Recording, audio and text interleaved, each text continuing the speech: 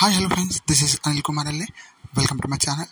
Friends, ఈరోజు ఈ వీడియోలో వచ్చేసి ఎయిర్టెల్ మొబైల్ను ఏ విధంగా రీఛార్జ్ చేసుకోవాలి ఆన్లైన్లో అనేది మీకు చూపిస్తాను. ఎయిర్టెల్ ఆఫ్టర్ హైక్ తర్వాత ఇంతకుముందు రీసెంట్లీ మనకి కొన్ని ప్రైస్ అయితే హైక్ చేసింది ఎయిర్టెల్.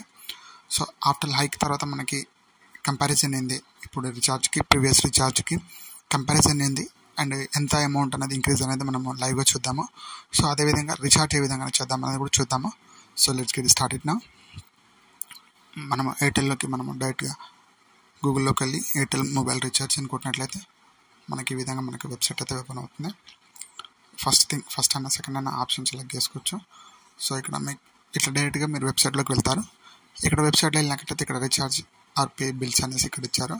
ఇక్కడ డిటిహెచ్ కానీ లేదంటే మొబైల్ పోస్ట్ పెయిడ్ డిటిహెచ్ లేకపోతే ఇంటర్నెట్, ఇక్కడ మేము ఐడి నెంబర్ ఎంటర్ చేసి మీ మొబైల్ని అయితే రీఛార్జ్ చేసుకోవచ్చు. సో నేను ఇక్కడ మొబైల్ నెంబర్ ఎంటర్ చేస్తాను.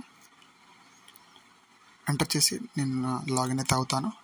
ఇక్కడ మనకి ఇంతకుముందు ప్రీవియస్ రీఛార్జ్ చేసిన రీఛార్జ్ అయితే మనకైతే రికమెండ్ చేస్తుంది. సో అవి కాకుండా నేను స్క్రోల్ చూపిస్తున్నాను చూడండి.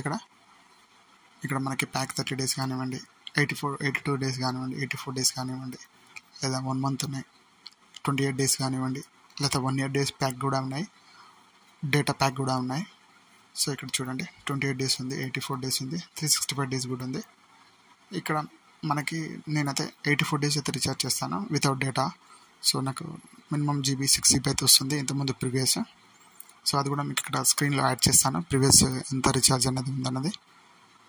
సో ఇక్కడ కిందకి స్క్రోల్ చేసినట్లయితే ఇక్కడ ప్రీవియస్ మనకి రికమెండెడ్ రీఛార్జ్ ప్లాన్స్ అయితే చూపిస్తుంది, ట్రూలీ అన్లిమిటెడ్ ప్లాన్స్. సో ఇక్కడ నాకు 84 days కావాలి.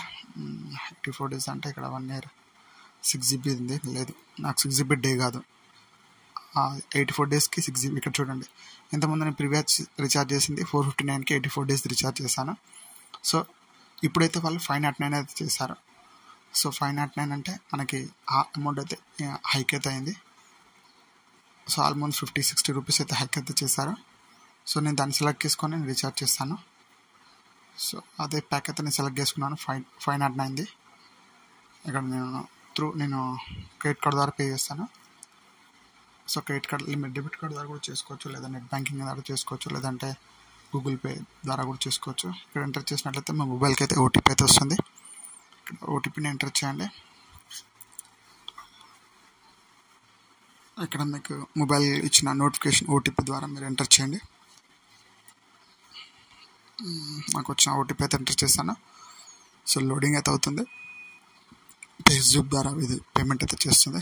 రీఛార్జ్ సక్సెస్ఫుల్ అయితే అయిపోయింది. నాకు మెసేజ్ కూడా వచ్చింది. సో రీఛార్జ్ అయిపోయింది టోటల్గా.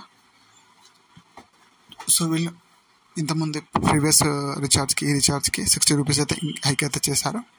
సో ఇలా ప్రతి ప్యాక్ అయితే హైక్ అయితే చేశారు వీళ్ళు.